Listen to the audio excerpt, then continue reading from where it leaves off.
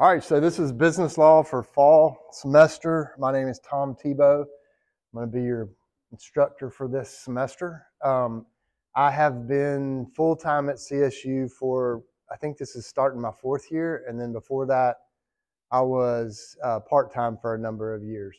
One of the things that's different about my position is that I'm required to still be actively practicing law. In addition to doing this. So I am full-time here, but I'm also full-time at my law practice, which has an office downtown. So I'm not here that much except for when we have class, but that would not change my availability to you. I can make an appointment with you to be here anytime you need to. We can Zoom, we can talk. You can come to my office downtown. You can come to my office here. I'm just not physically present on campus all that much. I have 2 in-person classes, one now and then one after this, right after this, and then I have 2 online sections. And I run all 4 sections on the exact same schedule, same content, same setup, same expectations, all that. So that's one of the reasons I am recording my lecture, is so that I can post it for anybody who missed class, and then also for my online sections as well. What I'm going to do this morning is just kind of go over with you how the class is set up, what the expectations are, answer any questions y'all may have. That's not going to take the whole time. And so I'm going to jump right into beginning to lecture on what we are studying this first week. I usually have a seating chart, but with I think there's only 20 students in this class. I'm okay if we don't. I think I'll still be able to learn your names. I have a feeling most people like to sit in relatively the same places. So I think I can do without a seating chart unless somebody just begs me. The best way to contact me is to text me. So my cell phone, I think, is if it's not in the announcement, I'll put it up. I need to post a syllabus as well, and I'll do that for you. It'll have that in there. But the reason for that is, obviously, again, I'm not here most of the time, and I have a poor relationship with CSU email in that it drives me crazy that I can't forward my CSU email to my personal email. And so I'm just not always in a position where I can check my CSU email all the time. So if you email me to that address, it'll be slower than if you email me to my personal email, or if you just text me. Texting is absolutely the best way, because I can respond if I'm in court. I can respond at night. I can respond after hours on the weekends.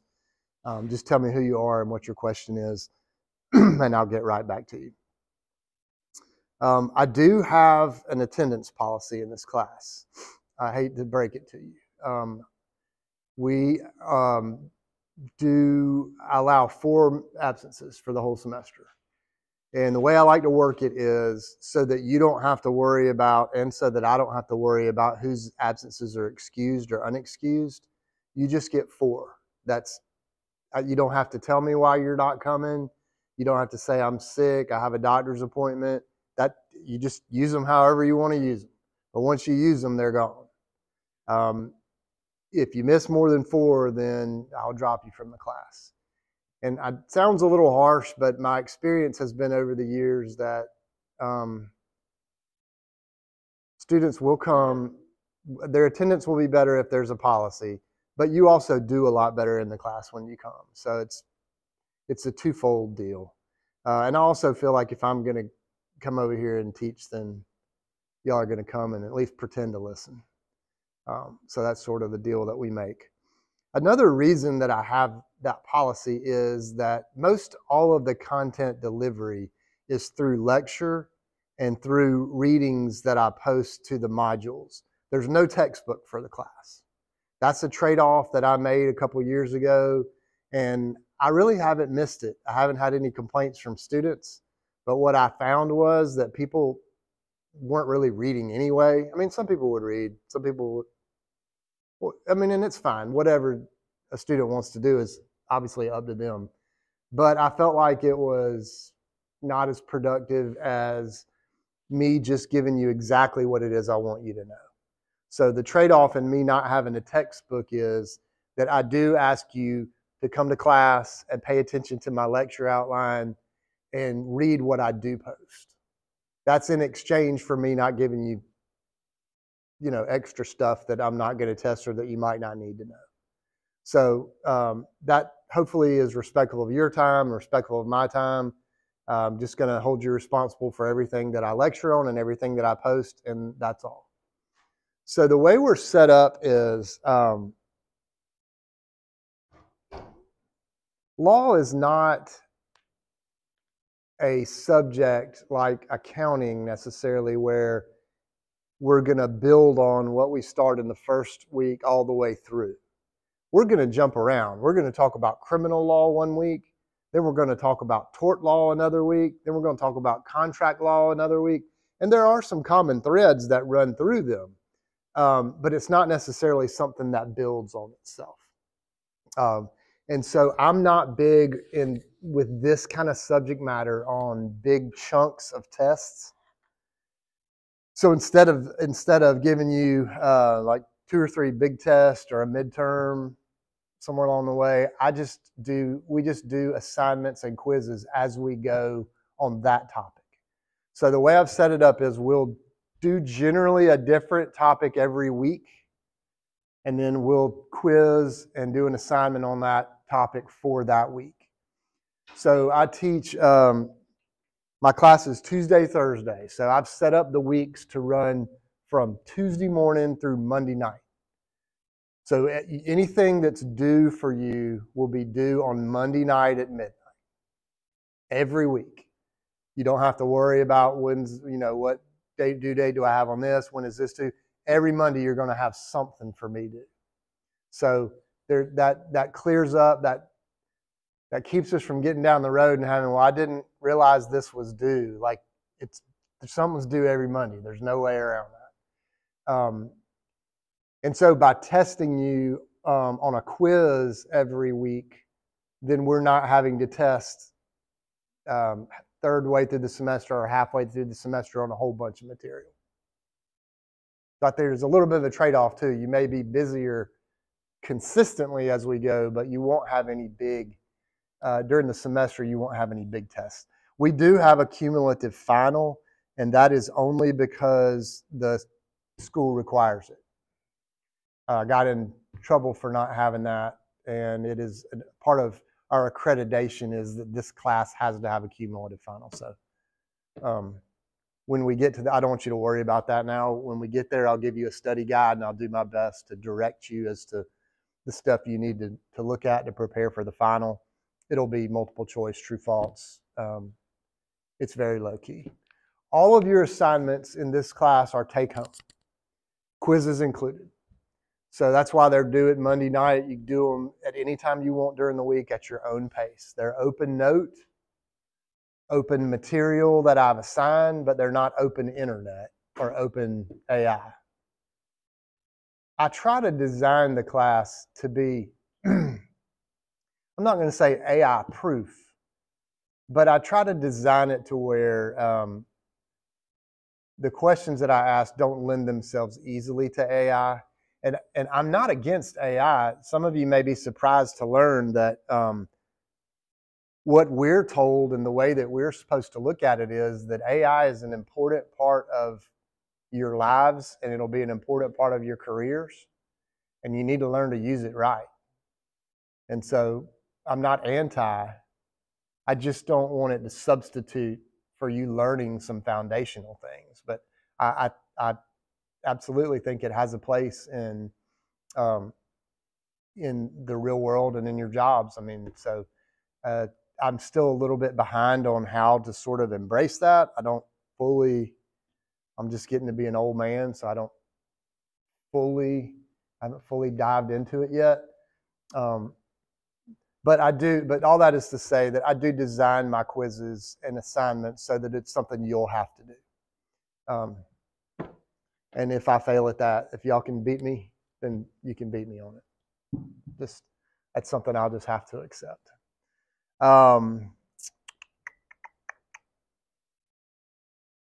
This is not a class where I'm expecting you to learn the letter of the law.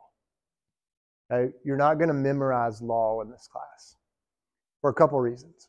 One, it's impossible. The breadth and scope of the different areas of law, nobody does. I went to law school and have practiced law for 25 years, and I don't have it memorized. It's just not, it's not possible.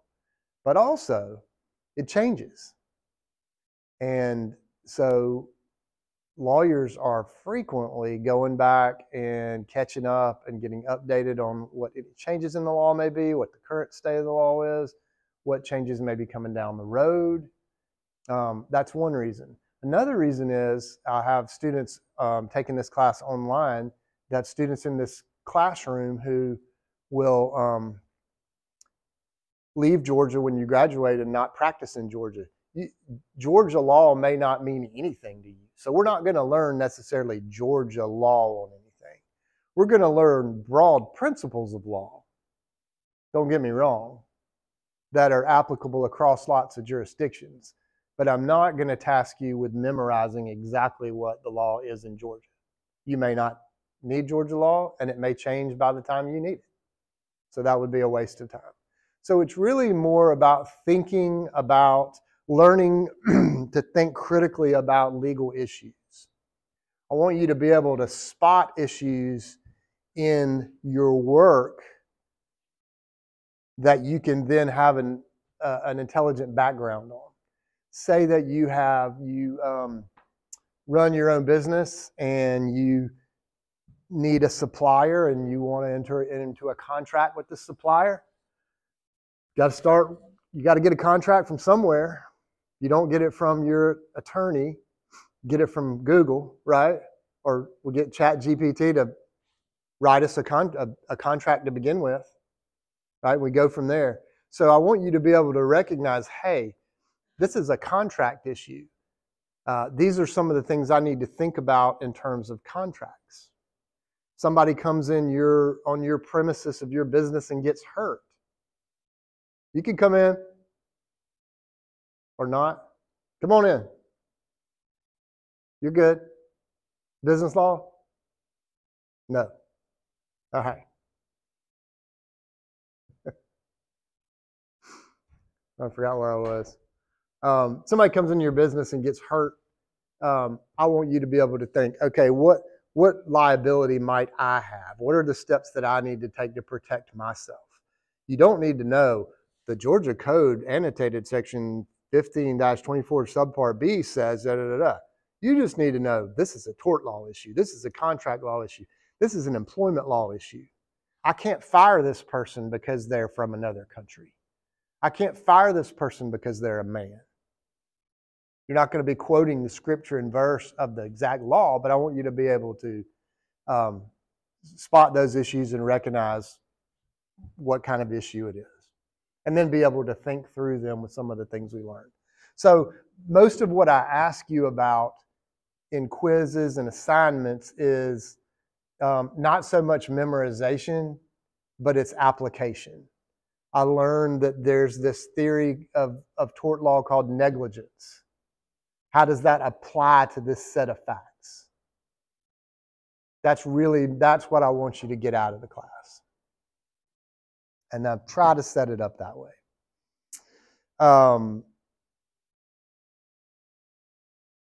So can everybody read this? Can you read that, Seed? Okay. Well, you have it in front of you too, right? Obviously, you're looking. Here's your laptop. I don't know why you'd be so worried about that, but I just want to make sure. There's going to be a unit like this for every week. And at the top, it's going to have the dates, what reading is required, and all this stuff is down here. All of it. So you don't have any outside. If there's a link anywhere, I'd give you the link, but I think I just post everything. So there's all the reading you would need to do for this week. It's not, it looks like a lot, but it's really not. Probably the most important thing for you to have with you is this lecture outline. So I'm going straight off this. It's a good idea to read it before you come to class, but you don't have to. You can read along as we go. And the point of that is that we don't have a textbook, but also so that you're not spending the whole class writing. I do want you to take notes and to add to what I have or annotate here and there, whatever your style of note-taking is. But I want to make that a little bit easier for you. If it's in the outline, it's fair game for the quiz. So be sure that you follow along, bring your laptop, and I do like to see people taking notes. Tells me y'all are paying attention.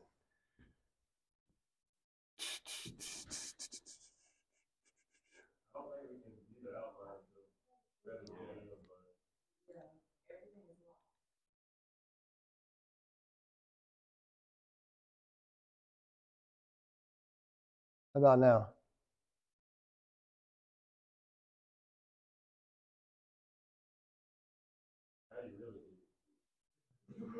Now I did what? I hit it? Yeah, but I just, okay.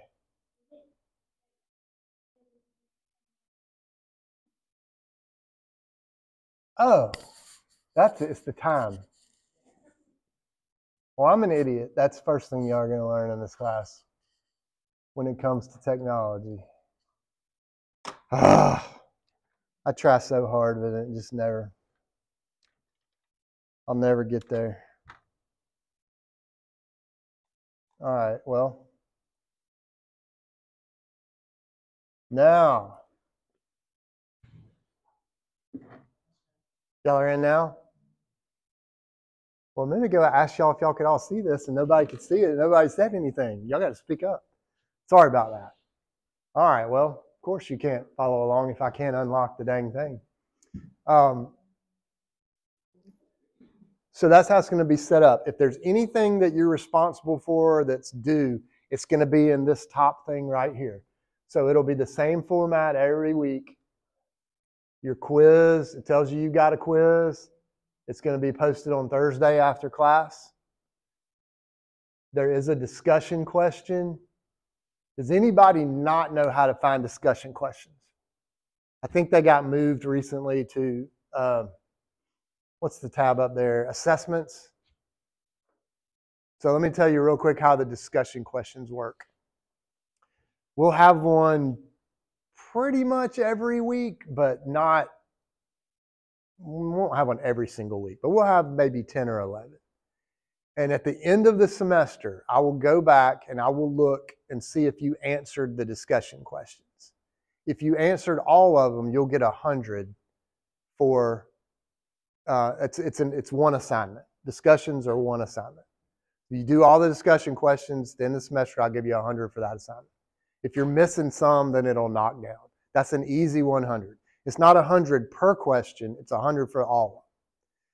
That's the one thing that I don't check on a weekly basis. I mean, I read them, but I'm not checking off if you did them or not. So it is possible for you to go later on in the semester and answer a discussion question that you missed earlier.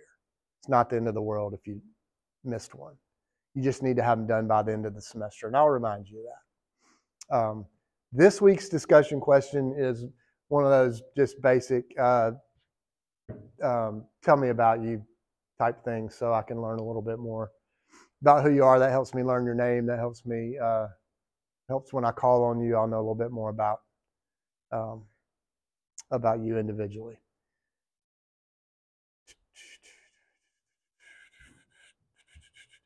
If there is an assignment for the week, it'll be up here. There's not one for this week. The only thing we have this week is a quiz. And then lecture videos, I will post a YouTube link to those. I don't imagine that anybody who comes to class is going to want to go back and listen to that. I sure wouldn't. But if you miss class, you can catch up that way. And again, without a textbook and with a lot of the content being delivered via lecture, you're going to want to watch the video if you miss class.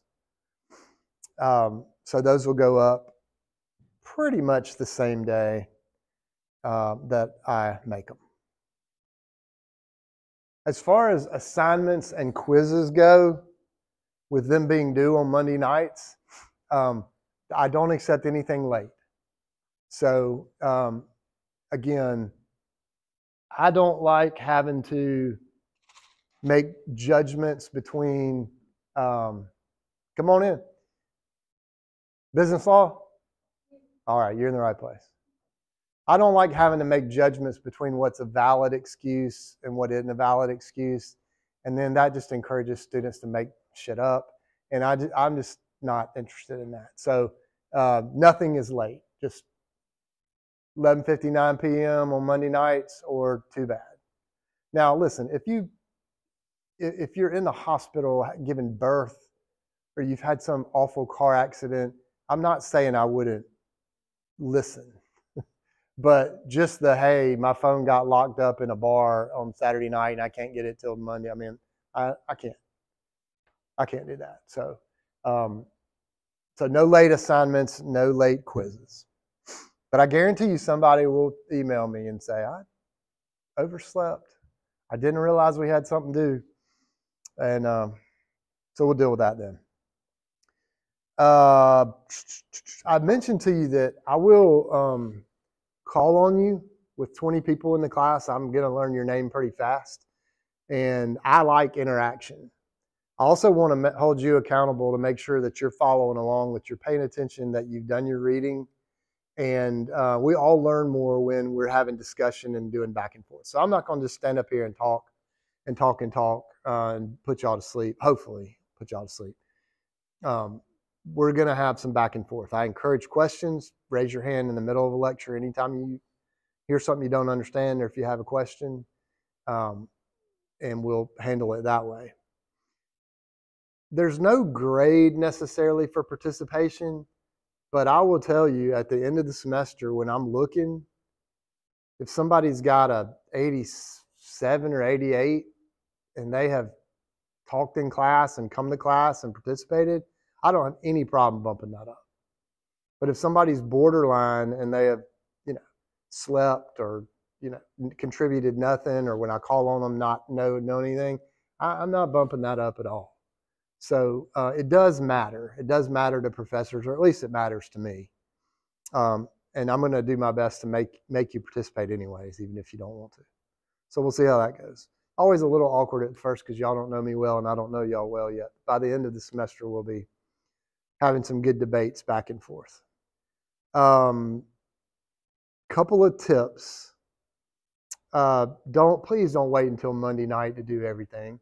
Now, I know sometimes that's just the way it works. I waited till Monday night last night to post anything on our content module, so I can't really talk too much. But generally speaking, please don't wait till the last minute, because that's when technology issues happen. That's when glitches happen or something's out of your control.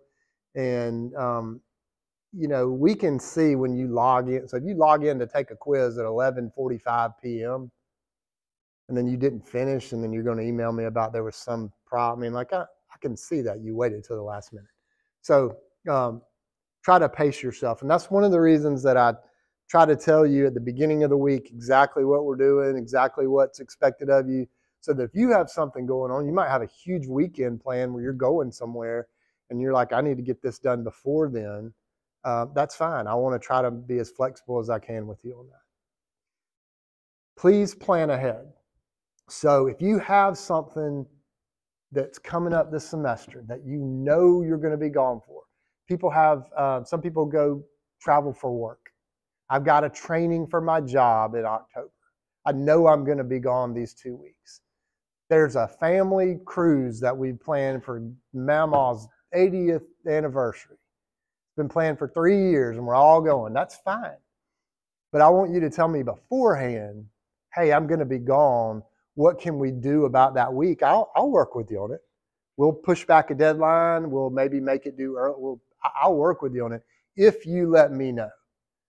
What I don't like is, hey, I just got back from Mama's 80th birthday cruise. Wild. And I'm just lost. That I don't have as much sympathy for. So let me know of any issues you have ahead of time. As far as more tips go, I would just say I do encourage you to take notes. Everybody has their own learning style. I respect that. If you're somebody that can just sit here and absorb it in, that's fine. If you're somebody that can, I used to do better in class if I was listening with one ear and doing something else with the other half of my brain, like working a crossword puzzle. Don't ask me why, but that always worked fine for me somehow. So, but please take notes and please do the reading.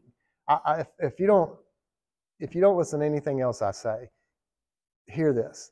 If you don't read what I assign, then when you open the quiz, there's going to be nowhere to look for the answers. There's just not. And you have open notes. So like, for example, we're going to talk about a Supreme Court case on Thursday, Brown versus Board of Education. And that's on your quiz Monday. But most of the stuff that's on the quiz, we're going to talk about in class. I'm not going to tell you, hey, this is the question. But we're going to talk about it. If you've listened and paid attention, when you see the quiz, you'll be like, oh, yeah, we already talked about that. So read and take notes. That's the biggest tip I have. Also, I like feedback. Y'all have already seen a great example this morning of how I screw things up. If there's a question on the quiz and you're like, that makes no sense, that's not what you said, let me know. I mean, I make mistakes on that all the time. So it's not uncommon for me to get a text saying, hey, will you look at question number 4? Is it right? And if it is, will you just tell us why? Or if it's not, and if there's something squirrely about the question, then most of the time I don't mind adding points back in, that sort of thing. I love feedback. I want to know how to make this class meaningful to you. I started to say easy, but that's not really my goal. I want it to be meaningful for you. I want you to finish the class and be like, well, that was worth my time and I learned something. Some of you may like this subject matter. Some of you may think it's the worst ever, and that's fine too. I'm not offended. But I will say this. I do think that I'm luckier than some professors because most of the stuff we talk about here is at least kind of interesting, somewhat interesting. We're not talking about numbers and formulas and graphs and things like that. So I hope you'll find that too. Any questions for me so far? No questions at all? All right, that's fine. So I'm going to jump into the lecture for today. A lot of the way this is set up is on Tuesdays I'm going to introduce and lecture more from the outline and notes. And then on Thursdays will be more kind of discussion after we've laid out the content and you've had a chance to read the signed cases and things like that. So it'll kind of be like that today. I'm going to spend the rest of the time that we have, which this class gets out at 10:45. We got plenty of time.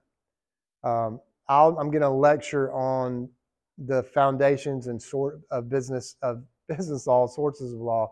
And then Thursday, we're going to talk about the case of Brown versus Board of Education and some of these other things that I've assigned you to look at. So let's jump into it. The law at its heart is the relationship between individuals and society and the rules that govern that.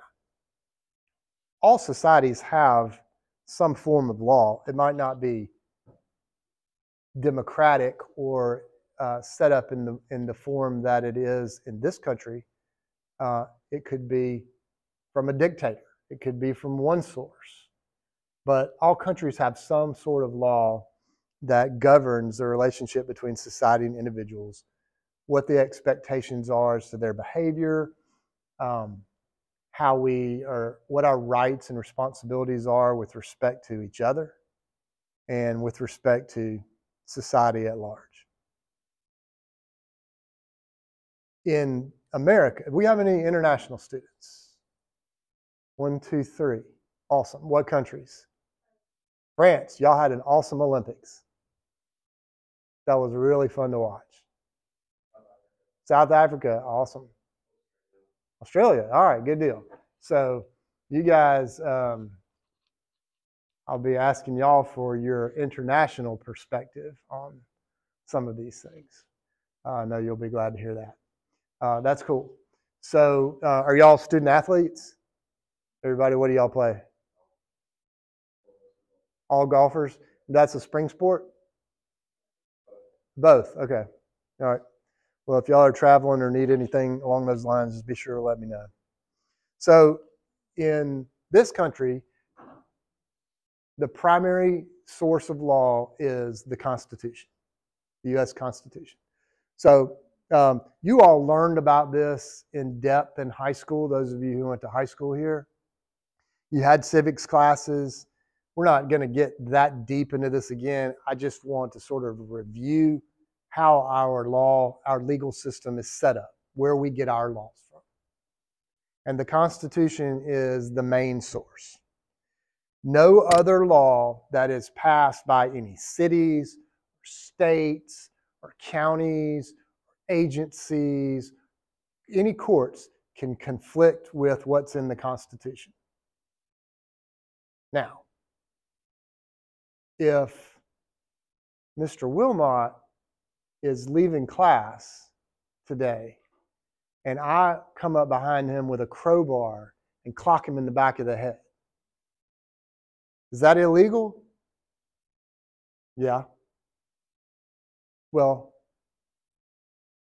we need to know more facts, Professor, but let's assume that it is illegal, that I had no justification for doing it. Can we go to the U.S. Constitution and find in there where what I did to him was illegal? We can't. It doesn't say in the U.S. Constitution that you can't hit somebody with a crowbar, right? But it does enshrine the right to be for a person to be safe in their persons, in their liberty, in their homes. And that's where we get some of the other law from. So there are some things that are directly prohibited by the Constitution. Don't get me wrong. You can't be tried for the same crime twice. That's word for word in the Constitution. But not every law that we have is going to be found verbatim, word for word, in the Constitution. Nothing can contradict it. It has to be consistent with the Constitution. So where else do we get our laws from? Well, first of all, let me back up the Constitution for a second. Not only in this country do we have the United States Constitution, but every state has their own constitution. So the Constitution of the state of Georgia can be whatever the state of Georgia wants it to be, so long as it doesn't conflict with what? With the U.S. Constitution. That's right. Any laws passed by the Georgia legislature, the city of Columbus, that kind of thing, that's all good, so long as it doesn't conflict with the Georgia Constitution or the U.S. Constitution. All right? The next category of law that I want you to be familiar with is statutory law. You've heard of a statute? Anybody heard of a statute? Anybody ever broken a statute? Probably, you just don't know it. Anybody ever gone over the speed limit? Yeah, you've broken a statute. Statutory law comes from a legislative body. So, at the federal government level, when we say this is, y'all don't throw things at me because this is so basic, but I just want to make sure that we're all speaking the same language. When I talk about the federal government, who's that? The government of what? That's the United States government. That's the federal government. Each state has their own government. And this probably tracks a little bit, you guys, for what y'all have. But I'm certainly no authority on international law. But federal government is the U.S. Congress, the Senate, the House of Representatives, the President, administrative agencies like the IRS, the Environmental Protection Agency, OSHA, things like that. So at the federal level, if statutes can only be passed by a legislative body, on the federal level, where do we get statutory law from? Who passes that? Congress. Congress passes federal statutes. And we're not, I mean, y'all have already done the How a Bill Becomes a Law, and y'all remember all that from high school civics. But any law that Congress passes is a statute. So that's another source of law. Statutes get collected and printed in volumes. They used to be only hard copies before the internet. Now you can look them up. But they're grouped together by topic. So if you wanted to, you could go to the library and you could look up, there'd be an entire wall of books of statutes, U.S. statutes. And you could look up what the law is in a certain area. Now, they have to get published every year because Congress passes laws every year, right? Not every law changes every year, but some do. So those things are continuously updated. It's so much easier now to look up what the law is with using search terms and queries and all that. I mean, we used to, I don't want to bore y'all with that, but it used to be really old-fashioned, let's just say. But now searching for stuff is much, much easier. So on a state level then, we do have state statutes as well. So for the state of Georgia, there's a set of books, not quite as big as the U.S. Code, but there's a set of books called the Georgia Code, and that is all the Georgia statutes. Who would have passed that? Who passed those statutes? The state legislature. That's right, Mr. Massey. Good. Our state legislature passes those. On a local level, we have local statutes as well that city council has passed. You've maybe heard them called ordinances, but they're things like how many chickens you can have in your yard in town. I'm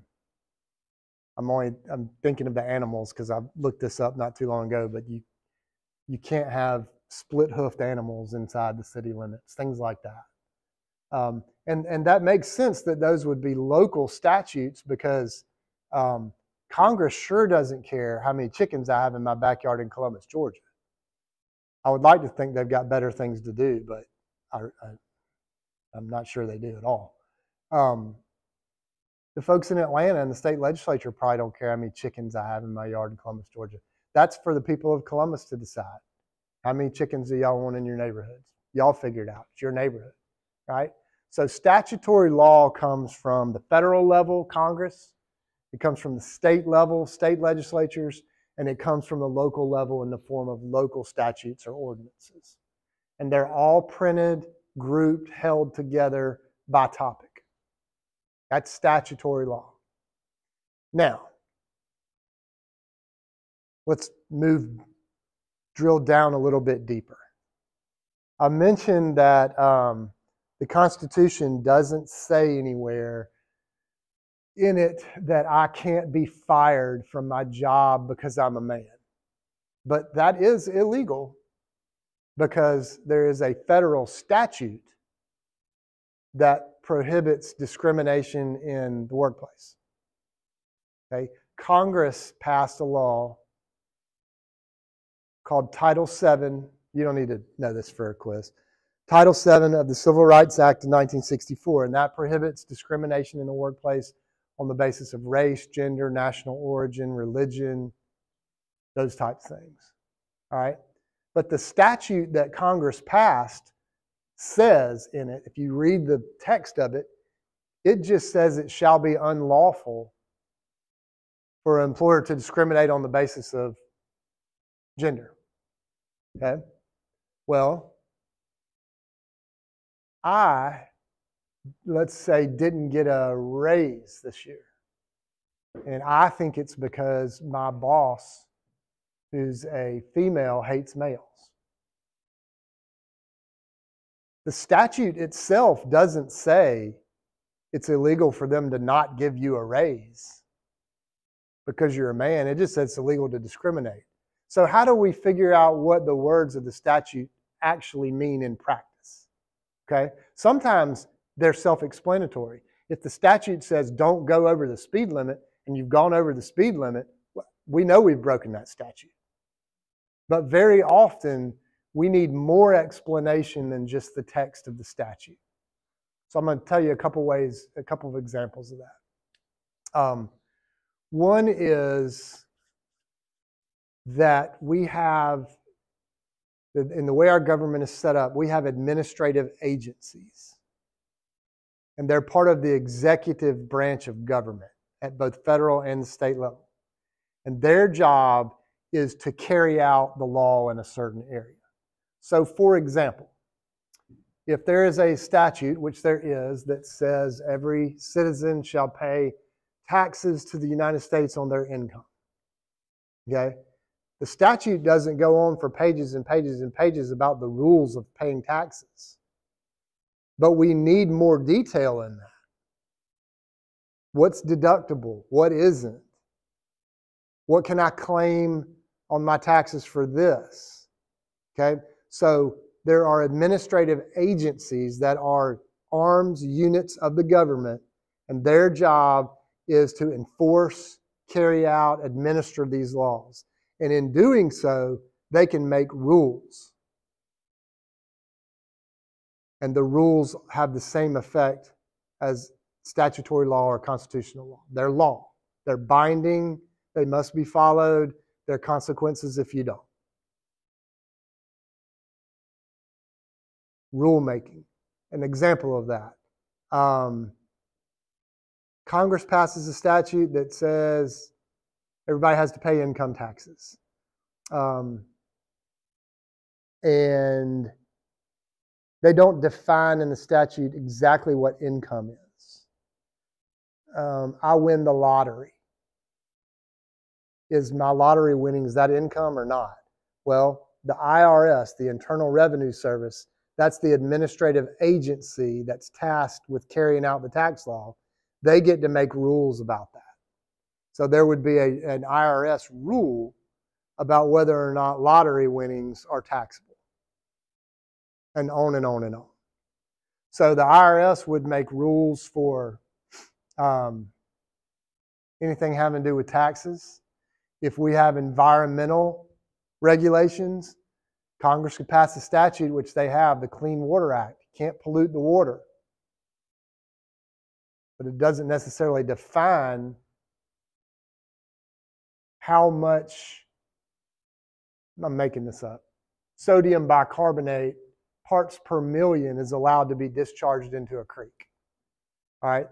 Congress didn't have time to, if they spent all their time trying to figure that out, that's all they would do. They wouldn't even get that done. So they let the Environmental Protection Agency make the rules that govern water discharge under the Clean Water Act. The Occupational Safety and Health Administration, OSHA. Anybody have to deal with OSHA at your job? You look in the workroom, you see OSHA posters, and they may come in and you may get a surprise inspection from OSHA. If you have a workplace accident, they'll come and investigate. But they make up things like if you have a ladder in your warehouse, the rungs cannot be more than 10 inches apart, something like that. I mean, very specific rules about workplace safety. So we've got all these administrative agencies that are functioning as arms of the government to enforce, administer, carry out the law. That's on the federal level. On the state level, we have administrative agencies as well. So the Georgia legislature has passed a statute saying that Georgia citizens shall pay income tax. Well, the IRS is not in charge of Georgia's income taxes because they're responsible for that on a federal level. They're dealing with the federal law about income taxes. Georgia has the Department of Revenue, which is an administrative agency that carries out, administers, effectuates the Georgia tax code. So you have administrative agencies at the federal level and at the state level. And they make rules that are law. That's the main takeaway from that. So if you hear somebody say rule, that means that is a source, that is law that came from an administrative agency. Now, we're not going to get into this in terms of testing, but I'm going to throw this out there. Congress passes a law. Those are elected representatives, right? In the House, senators in the Senate, we've elected them to vote for us. Did anybody at the last election vote for anybody at the administrative agencies? Anybody remember that? Did you vote for any rules? If there's a constitutional amendment, we vote on that, right? Anybody ever voted on that? They're on the ballot. You just never, I mean, you read it and you don't even know what it's talking about. But all this law is getting made by administrative agencies, and those people are not elected. Those rules didn't come up for a vote, but they're dang sure applicable to us. I'm going to go to jail if I break the rule about polluting water, even though that law was made by administrative agencies. So that's just I just want you to appreciate. Now, they can't decree. They can't just one day say, you got to pay, all income is taxable no matter where it came from, whether it's lottery winnings or on and on. Say they make some crazy rule. They do have to follow a process where they publish the rule that they're considering passing, and there's a comment period, and people can object to it, and there's some give and take, and so there is some participation in it, in theory. I've never participated in any rulemaking, but I suspect that if my job was that I was a tax lawyer and I specialized in writing tax law or interpreting tax law, that I'd be paying real close attention to the proposed rules that the IRS comes out with, because I would have the expertise and the knowledge and the insight and the specialization to be able to comment on that and hopefully influence that. But as just a private citizen, I mean, I would like to pay no taxes, but I'm pretty sure that's not going to be helpful to the rulemaking people. So just a little bit of an aside on that. So we've covered 3 sources of law so far: constitutional law, statutory law, administrative law, or rules, rulemaking. The next category that I want to talk about is case law. Case law is law that is made by the courts. So let's say, for example, that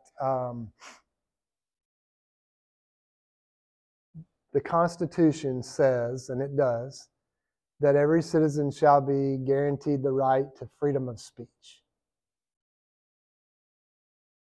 And I yell fire in a crowded theater, and I get arrested for that and prosecuted for whatever criminal statute my conduct violates, probably inciting public terror or inciting public disruption, something like that. Anyway, and I go to court and I say, well, I have the right to freedom of speech. I can say whatever I want. The Constitution says so. And when we go to court, I'm going to say, I got the Constitution on my side. The state of Georgia is going to say, well, we've passed a law that says you can't yell fire in a crowded theater because that's a safety hazard. We have the responsibility to protect our citizens and the safety and for people getting hurt and killed. And so we are going to, that is a time when you wouldn't have freedom of speech. So our positions are contradictory, right? I believe that the Constitution, the supreme law of the land, it guarantees me the right to freedom of speech. I think this law that says I can't yell fire in a crowded theater violates the Constitution. So who's going to decide that? The courts do. The judge does. A court and a judge do. Congress wouldn't decide that dispute. Congress's job is just to pass laws. The court's job is to decide, one of the functions is to make sure that the laws are constitutional. So I get convicted of public menace or whatever it is they got me on, and I appeal. I go all the way to the U.S. Supreme Court, as is my right. And the Supreme Court hears my case, and they decide that, yes, citizens do have the right to freedom of speech, but that right is not absolute. And when they make a decision, that gets put in writing. And they have to write down their rationale for it. The reasons why they are saying that law that says you can't yell fire in a crowded theater is constitutional, doesn't violate the Constitution. They're going to give their reasons for that. That written opinion becomes law. Now, after that, any challenge to any laws that have to do with yelling fire in a crowded theater, we know that law is legal now. Why? Because the Supreme Court said it was constitutional.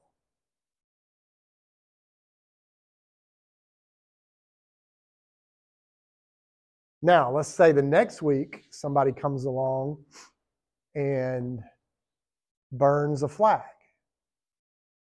And say the state of Georgia has a law that says it's illegal to burn the flag of the United States. Well, no, Georgia wouldn't. Let's say that that Congress passes a law saying it's illegal to burn flags. I get prosecuted under that, and I go to court, and I say I have the right to freedom of speech, and what I'm doing is just speech. Okay? It's protected by the Constitution. State of Georgia or the federal government, whoever's prosecuting me, says, here we go again with this guy. All right, we go to court. I say, there's nothing, the Constitution says freedom of speech. We got this other case over here where the Supreme Court said you can't yell fire in a crowded theater.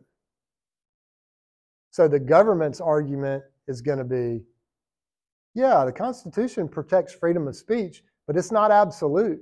We have court cases where courts have held that the government can place some limits on speech. And they're going to hold up the fire in a crowded theater case and say, see, we can limit speech in some ways. My lawyer is going to get up and say, this is not the same as that. That was yelling something that created a public disturbance or a safety risk to people. Me going out on the sidewalk and burning a flag out in the open with nobody around, that's no safety risk. I haven't said anything. I haven't incited anything. All I'm doing is expressing my views, and that's protected. So then the court's going to have to decide, okay, is flag burning, what are we going to do about that? They issue a decision on that. Let's say that they say it is protected. Burning the flag is protected speech. So now we've got a Supreme Court case that says can't yell fire in a crowded theater. We've got another Supreme Court case that says you can burn a flag. What happens next week? I wear a Nazi armband to class. I get arrested for that or fired for that. And I claim that that's a violation of my right to free speech. We go to court. The government's going to say, we've got all these other cases that limit freedom of speech, court. This is one that should as well. I go to the court and I say, this is different. Again, this is different. And I try to distinguish my case from the other cases that have come before. I might be successful, I might not be. But that is how the law evolves over time. And that is how decisions in cases become law that we must follow. Case law. Now, case law is confusing for a lot of reasons. And it can be dense. You can have a Supreme Court opinion that's 80 pages long. All that's law. Some of it might apply to the next instance. Some of it might not. Up to the lawyers and the judges to decide that. But it does evolve over time that way. So how can case law evolve if the Constitution doesn't? The Constitution's the same words that it was when we passed the Bill of Rights or the last amendment, whenever the last amendment was passed. Hadn't been changed. How can these courts change the law then? Well, they say that they are updating the law for the times. That the Constitution is a living, breathing document, and it grows with our society as well. I mean, some people would call bull on that. There are different schools of thought. There are some, that's a technical American term, calling bull. Just kidding. There are some folks that say, some judges, some legal scholars that say, the Constitution says what it says. Whatever it meant when they wrote it is what it means now. And that if we want to change it, we can amend it. There's a process for it. Propose amendments, we all vote.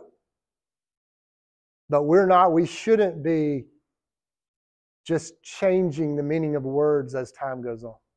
There are other folks that say, and these are both valid schools of thought, by the way, that we have to have a law that changes with the times. It's not the 1700s anymore. Okay? We don't own other people anymore. We have automobiles. We have the internet. We can't run a society today based on the way that it was run under those circumstances, under that environment back then. It has to live and breathe and evolve. So that's just a little aside on that. A recent example of, well, let me make another point. When we have case law that makes a decision, and I mentioned to you earlier, that's binding, right? That's called precedent. So courts are bound to follow precedent. So let's say that tomorrow Mr. Meyer burns an American flag and he's arrested for it. Well, he says, I have the right to freedom of speech. Well, the courts are going to follow the previous cases, right? We already have cases exactly on that say that it's not unconstitutional, or no, I'm sorry, flip it around. We already have cases that say that's a protected form of speech. He can't be prosecuted for that. The courts have to follow precedent, except for when they decide to change the law. Okay, one example of that would be the right to abortion in this country. For 50 years, longer than that, was recognized by the case of Roe versus Wade. It's a U.S. Supreme Court case, and it recognized that the Constitution does guarantee or protect a woman's right to make the choice to have an abortion. A couple years ago, that law was challenged over the years, and every time it was challenged, the courts followed the precedent of Roe versus Wade, the previous decision already on this topic. A couple years ago, a challenge made its way to the Supreme Court, and the Supreme Court overturned Roe versus Wade. They didn't follow precedent in that case. They made new precedent. So going forward, we now have to follow the Dobbs case instead of the Roe versus Wade case. Another example is the case that you're going to read for Thursday, Brown versus Board of Education. That's from the 1950s. And it used to be that school segregation on the basis of race was legal. It was challenged and it was found by courts to not violate the Constitution. But the Brown versus Board of Education case challenged that again, went all the way to the Supreme Court, and the Supreme Court decided, yes, there are a bunch of cases that serve as precedent that say this is constitutional, but we're changing that. We're making new precedent. Now, if they do that, they've got to explain why the law needs to be changed so drastically. And they do. You're going to read their rationale and their support and the reasons why they say, yeah, that was the law, but it's not going to be going forward. So pay real good attention to the reasons that the court uses to justify not following precedent.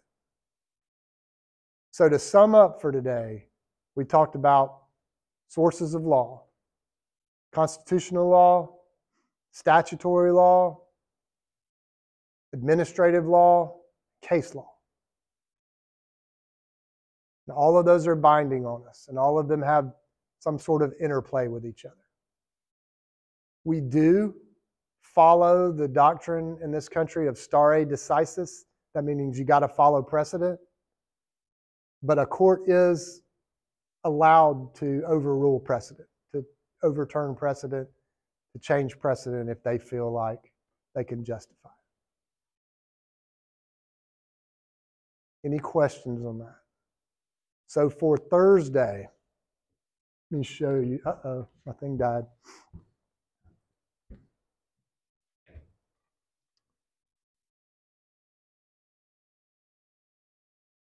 Oh, well. For Thursday, go ahead and look at the rest of the outline for this unit. I'm going to finish lecturing on that Thursday. It goes all the way through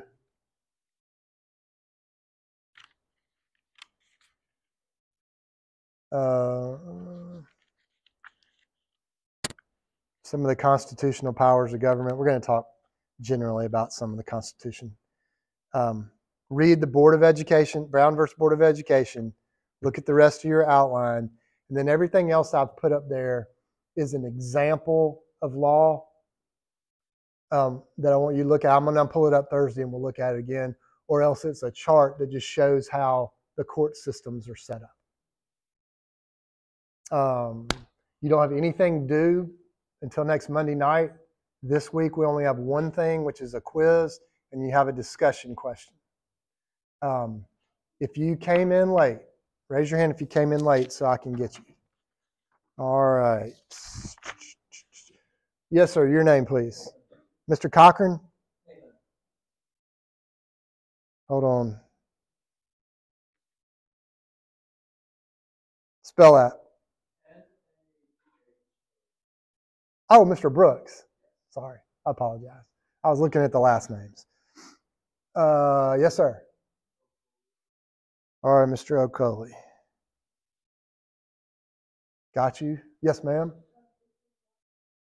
Miss Rosser? Yes, sir. Oh, he's just here because he's interested in the law? It's okay.